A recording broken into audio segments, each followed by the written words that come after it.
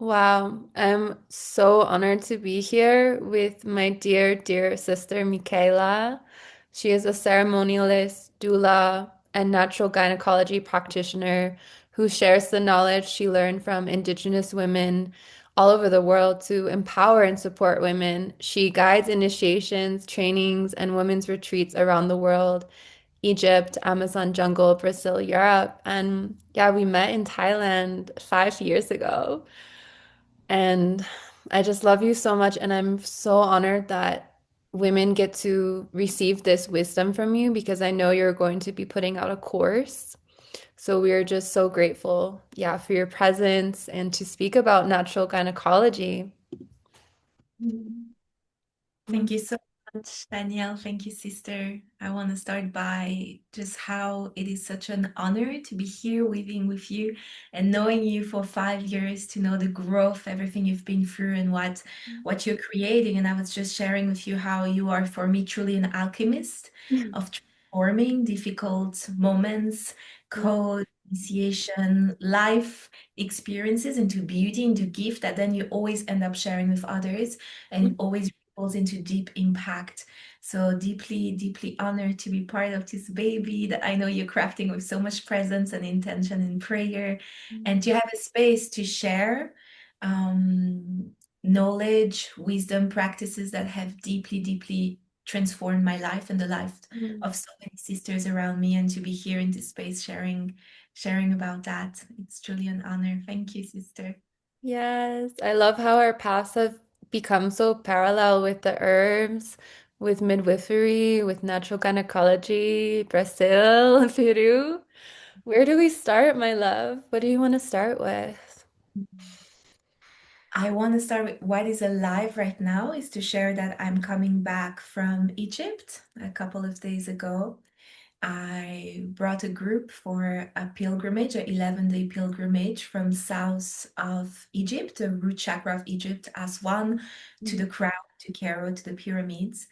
And during this initiation, this pilgrimage where we walk and we go through each temple, understanding that those temples are alive, they carries the breath of the Divine Mother. They are pillars of light that holds the breath of Mother Earth, and they have auric fields. And so each temple, we receive an activation, we receive a transmission. They hold certain codes for humanity. They are altars, and we went to Hathor Temple, and I actually have my statues of Hathor just here. And it is known as a temple, as an altar that activates the inner alchemist and the inner witch and the inner medicine woman in order to step into what it is to be a mother, whether we are a mother of children or mother of projects like us, what it is to birth, what it is to give birth to projects, to prayers, when we are fully aligned with the original template of what it is to be a woman. Mm. And in that temple, I shared about herbs and about natural gynecology. And that moment is so alive right now as we open space. I know your connection with Egyptian Absolutely, lineage, yeah. Hmm. mystical. And I feel that this is leading me from that space, that vibration, that understanding of birthing to what is natural gynecology. So natural gynecology is a guideline, is a template on how to walk our path, how to live our life in a way that is supportive, in a way that is full of vibrancy, nurturing us, in a way that is aligned with what it is to be a woman. They always talk about the original frequency of womanhood. Mm. And so it is an altar that holds many different practices. It's a very vast topic. And all those practices are here to support woman health on a physical, emotional, energetic level, and Hmm. to empower women. So I always say natural gynecology is an embodied, integrated spiritual path. It Mm. is a way of living. It is a prayer. It's not this I go to a yoga class and I feel super stressed, and then I go to a ceremony and I feel blissed out, and then I come back home and I feel dysregulated. Mm. It's really a path to walk, a prayer to embody a shift, an inner shift. And Mm. so practices, those treatments or practices are gateways, doorways for us to invite certain energy in our life, for us to remember, for us to nourish ourselves and our system. And so there are many different pillars on natural gynecology, what people call as well ancestral gynecology. Mm-hmm. The first pillar is the understanding that we are one with nature. Mm-hmm. And it is at a biological level that we are meant to be in relationship with nature and with the elements and with plants. The sun, the clay, the stone people, the tree nation, the herbs that grows around us, the water that flows around us, the waters near where our mother gave birth. We are meant to be in relationship with nature. And Wow. from that original template, there is no hierarchy, there is order, divine order. Hmm. So we can support and heal the earth with our songs, our prayers, our offerings. And the earth is constantly supporting us to survive and to thrive and to heal. It's a relationship. It's this healthy understanding that some moments I'm going to humble down to receive, and Mm, some moments I'm going to feel the empowered center of I know my prayer heal. I mm, know my prayer can heal the molecule of this body of water. mm, So this is a very like foundation space of natural gynecology is how to work with the elements and how to work with nature and different plants. mm, A second important foundation of natural gynecology is that the main focus is not the womb. mm. Okay. Main focus is woman vitality, is to Mm, find a mm, radiant, well-nourished, rested woman, because only from that space we can birth. mm. And from that space, we can Uh-huh. really tune in, align to what needs to be birthed, and solidify it into matter.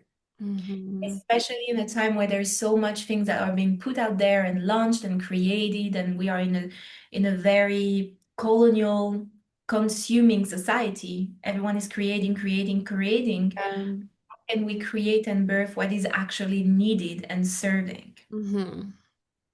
And so I'm just going to repeat that because that was an understanding that was so profound for me, is that the focus of natural gynecology is not the womb, it's woman health. Mhm. It's restoring that original blueprint of life, of vitality, of glow, of vibrancy, of pleasure. And so the womb is at the center though, Mhm. because it's seen as the root.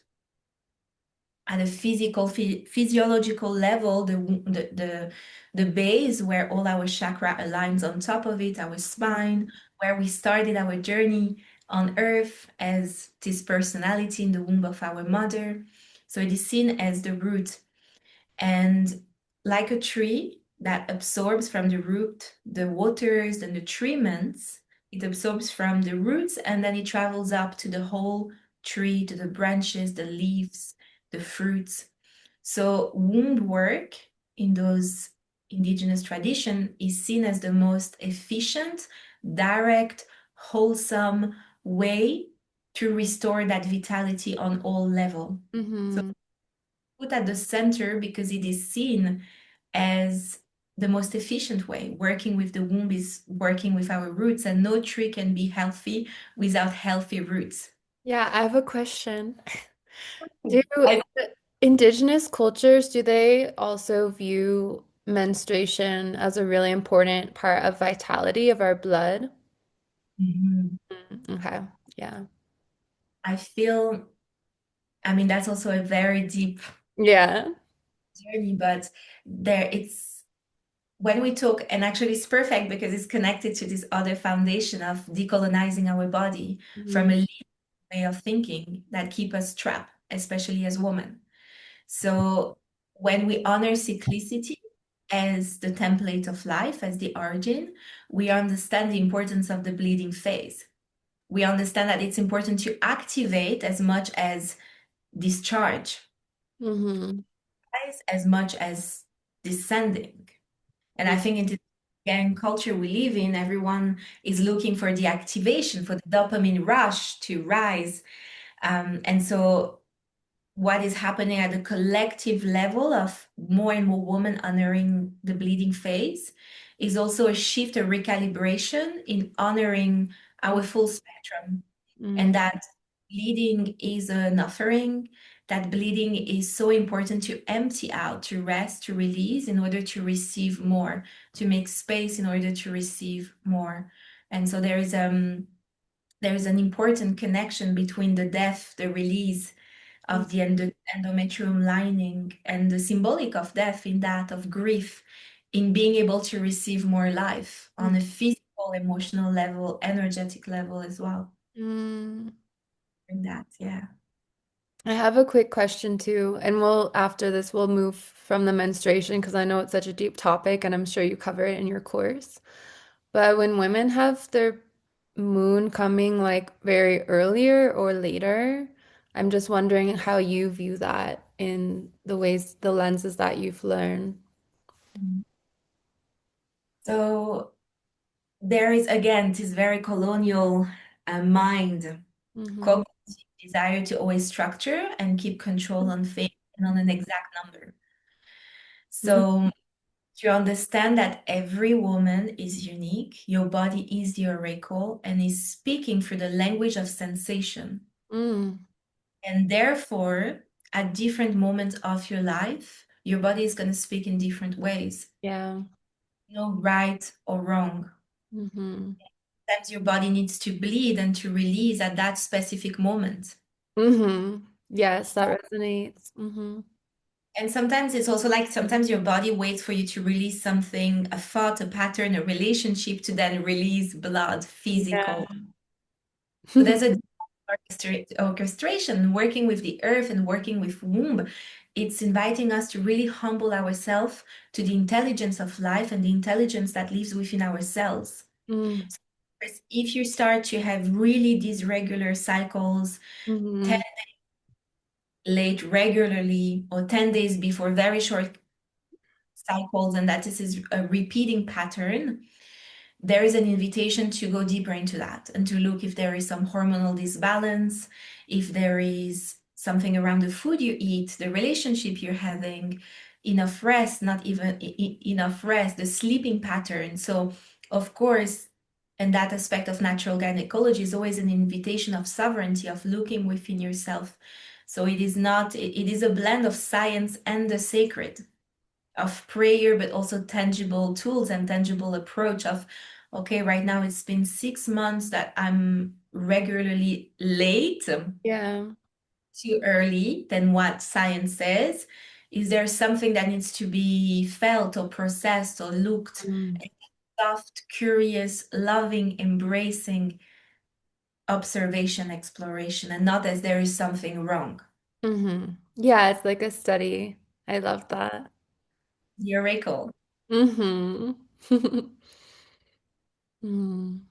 Do you have another question about that, or would you like me to keep? Oh, yeah, keep going.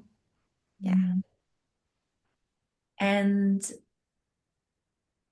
so in natural gynecology, we fully honor and bring love to all parts of our body, understanding that the womb is where it all started, Mm. and that womb we can directly connect to other layers of ourselves.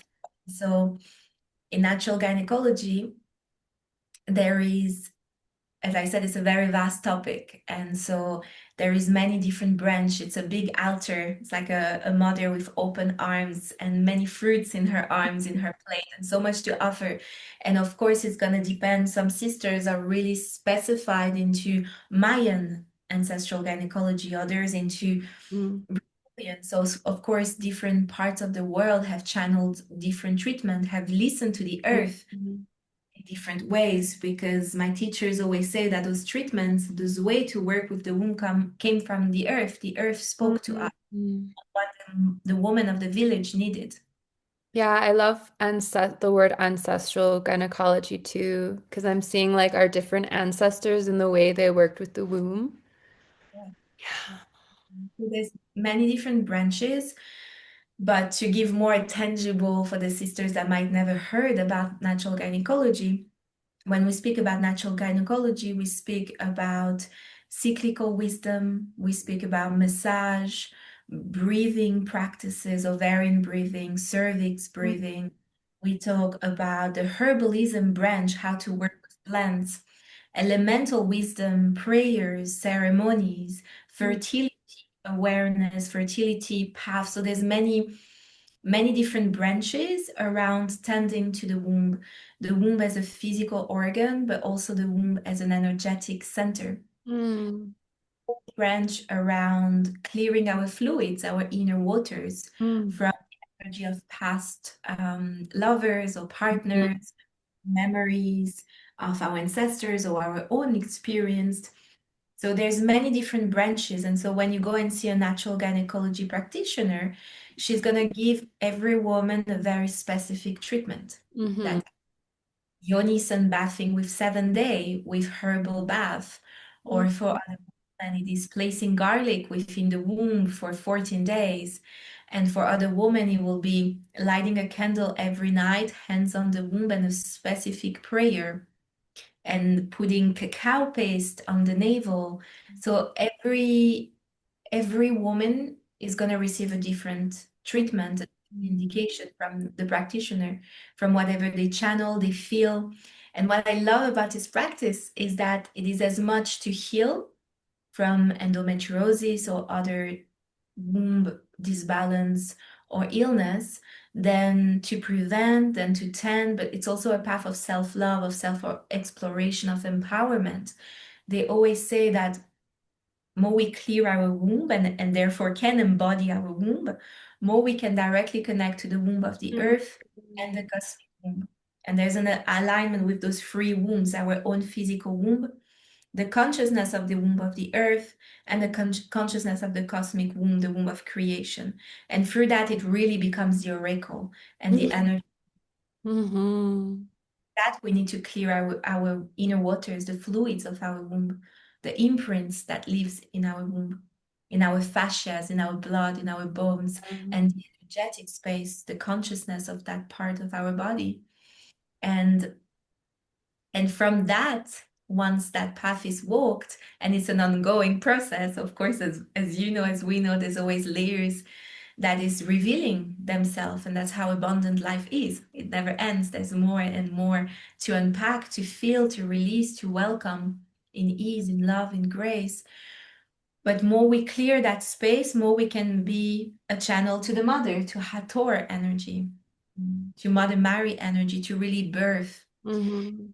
As you know, many traditions from the Tibetan to the Taoist to the Shivaist Tantrikas to the indigenous, they always say woman give birth. They bring spirit into flesh, subtle into, and this has been so normalized. There's almost a, yeah, of course, like since the dawn of time, woman give birth. But when you really feel into what does that mean, that this is the only place on earth where the subtle, the energetic, the soul can incarnate the Holy Communion Mhm. into flesh, into body. And they always say that the womb has the quality of also birthing prayers and projects. And so when we understand that, we understand that womb work is collective work. It's Mhm. prayer, it's earth work. It is embodying a prayer. It is embodying the vessel, the oracle we came here to be. It is taking responsibility of these holy relationships with all, Mhm. with those that came before us, those that will come after us, the plants, the animal kingdom, the three nations. So there's a very important aspect on this path of first clearing our womb from our trauma of Mhm. abortion, miscarriage, Mhm. sexual trauma, disconnection, dissociation, anything that is part of each woman and their lineage. And then we come into a space of just fully, like you with this project, fully receiving an information and knowing how to birth it, how Mhm. to bring it into matter. And for that, there's specific rituals and practices and movement that also help this flow, this channel to be fully activated and to make it more with more flow and with more ease when we want to birth a project, that the channel can be fully cleared and open for that energy to flow and whatever we want to be created to be created. Do you feel any practices that is coming through for you to share, like for Sirena or yeah, anything that's coming through? Oh, there's so much. I knew you were gonna ask this question, so I have some. You were one of my priestess oracles. You were one of my pillars, my entire in this whole lifetime. So, Um, one that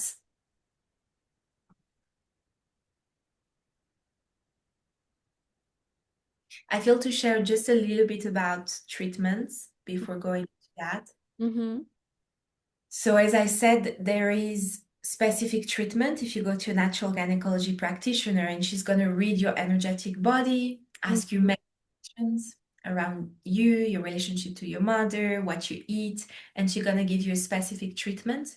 And for some women, it is about healing an illness.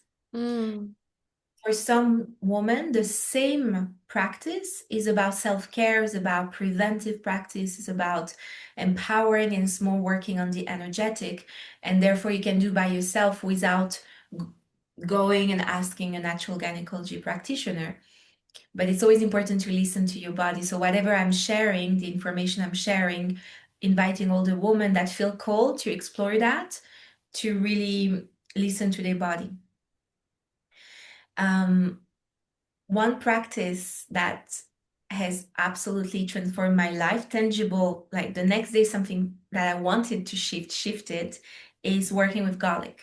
hmm I think I told you a few years ago to do that practice. I think you've done it as well. Yes, yeah. It's usually when we do long treatments, we start with the garlic. Mhm. Garlic is a fire element. It's a warrior spirit plant. So in natural gynecology, we understand that we create a relationship with the plant, with the consciousness of the plant, and that the consciousness energetic blueprint of the plant is coming into union with our energetic body and our consciousness. So more we work with a plant, more we open that relationship and more we can receive or different, for example. So for me, some plants, it took me months of communing with that plant, of listening to that plant to really receiving clear message. Mm. Garlic came and moved my whole life. Wow. And so that practice is taking, how do we say in English, a clove of Clove garlic. of garlic, yeah, without the skin and unpunctured. You peel it and you place it inside your vagina. So it's important to place like dental, like thread or thread hmm to take it out like a tampon. hmm If you feel the fear that it doesn't come out, it will, there's a cervix, so it's not going to get lost in your Yeah. body. But just if that makes you feel more safe, and to place it at night, the whole night. In the morning, you take it out, you give thanks, you offer it to the earth. The next night, you place a new clove of garlic. hmm And so garlic is a warrior spirit. There's this saying in Brazil, I don't know if also in the state or if you heard it, but that garlic is the only thing that repels vampire. Yeah. Yeah. That's something like worldwide. Good. So it's that understanding that when we talk about vampire, we're talking about entities, hmm also of people around you that siphon, that feeds from your energy. So this practice is recommended to cut any tide, any hooks, any attachment from anything, anyone in your life that is not aligned with your highest good. And especially when we work with the womb and sexual exchange, my teachers, midwife, elders always say you need to clear from the energy of the man you had sex with. hmm So that practice is so powerful to cut ties with ex-partners, also with friendship, with anyone in your life, also situation. If you feel like there's a situation that keeps coming up, why did I say this? Or you're moving out, you're moving to another house, or you're changing job, and you really need to like cut cords. That practice of placing clove of garlic, which in Brazil we call the garlic obey, mm is a very, very powerful practice. And also in a more physical health level, we know that garlic is antibacterial, support the system, anti-inflammatory, antifungal. So we also recommend this for women that have yeast infection, itchiness. It's really going to clear the womb and the fluids. And that fire element transmutes, brings light where there is a disconnection, something that is not seen. And so it's going to keep working with you also the days after, Mm-hmm. especially during the night. The Mm-hmm. plants were the subconscious, and so the dream Mm-hmm. space. So it's very important in any treatment that we do that we stay very aware with our dream world, waking up, journaling directly what came up in the dream, or how we, if we don't remember the dream, what's left, how do we feel? Is there anything coming up? Working with another plant as an ally to support the dream space, to see what is garlic going to open and move into you. Maybe Blue Lotus, right? Artemisia, passion Open. flower. Yeah. For sure, if you have Bobinsana around, I would say Bobinsana. But yeah, garlic is that practice is a very, very deep and very old practice that I've heard Peruvian midwife. Mm-hmm. I've Taoist master talking about it. I've heard Brazilian midwife, Colombian midwife, Mexican midwife Yeah. speaking. So ancient. So you said 7 to 14 days, depending on the situation and the connection. Mm-hmm. I would say if it's the first time and there's no actual illness, yeast, Mm-hmm. itching, If it's more energetic, yeah. 3 to 7 days. If it's only energetic, 3 to 7 days. Really. And of course, when you take your garlic, you pray your garlic, you pray your Mm-hmm. Mm. spirit. It's a very strong spirit garlic. So It's gonna be you would pray for the specific energy that you're trying to cut or clear. Yeah. Intention why. is so important. Mm-hmm. Yeah, so I take the garlic, I present myself. I always say my name, the name of my mother, the name of my father. And Mm. I ask the garlic, the support to clear, cleanse in alignment for my highest good and the highest good of all my relations. And I also ask garlic to also cut any threads that I might not be aware of and Mm. any of things that might have been released in the past. Mm. Because the intelligence of the plant is just, they know, the earth knows what we need. Mm-hmm. So I always also that and more, that and anything else that needs to be cut. And it's very powerful. And after that, you might feel the need to soften. Mm. With a yoni steam with rose and chamomilla after the 7 days, or herbal bath, or Mm. self-massaging with rose, almond oil, something that is bringing a more Yeah. water element to kind of soothe and placing a balm of love, a light of love on whatever was released or cut it. I feel that segueing into aloe vera. Have you ever done a garlic and then aloe vera treatment? Yes, but it's important to leave space. Thank you for that. There's this tendency I see with my clients or the woman I worked with, or even myself, more and more and more and more. And it's that practice and then that practice and then that medicine ceremony So and true. Yeah. the course and then endless. Again, the menstruation phase, the energetic of rest of winter, because the plant is going to keep working with you at least for 6 days after you stopped physically communing with her. So, and the invitation is to keep giving thanks. You can start, if you don't have the garlic inside, you can drink garlic tea, you can place some garlic under your pillow. You take the time to fully close. That's super important. Yeah. Close. You don't want to leave energetic leaks. Mm-hmm. You really take the time to close and integrate. But another practice that I love, yes, and I've done maybe 1 month after a 7 day garlic treatment, I went into aloe vera. Mm-hmm. Aloe vera brings the water energy. Mm-hmm. Uh, Shun is Maya Manja, is goddess of the water. Yeah. And Brazilian midwifery, aloe vera is here to bring movement and flow in everything that is karmic, repeating, destructive pattern. Hmm. So, for example, any pattern you might observe, that's why with natural gynecology, there's always ceremonies, ritual, discussion where the abuela, the practitioner, is going to see, okay, this is going on, your body is speaking that, and we're going to go deeper. What pattern is being played out? Why are you always attracting the same men? Mm. Why are you always attracting the same situation? What is really there? Why is your liver dysfunctioning or always needing to be detoxified? What is going on an emotional energetic? We're going to support the physical body. That's why it's an embodied spiritual path, but we're also going to go deeper into the root, into what is really happening there. And so aloe vera is an absolute master on clearing karmic depths, on clearing karmic patterns, ancestral patterns that are being repeated in your lineage. Not trusting men, scarcity, Mhm. not expressing yourself. Um, and so we take a little bit of the aloe vera. It's important that there's no, sometimes you cut aloe vera and there's yellow that Yeah, comes you have out. to put it in the water to leave. Yeah.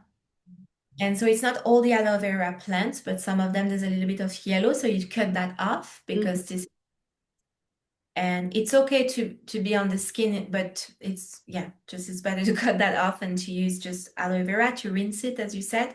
And then you place a little bit of aloe vera inside your, Mhm. and again, you leave it the whole night. Mhm.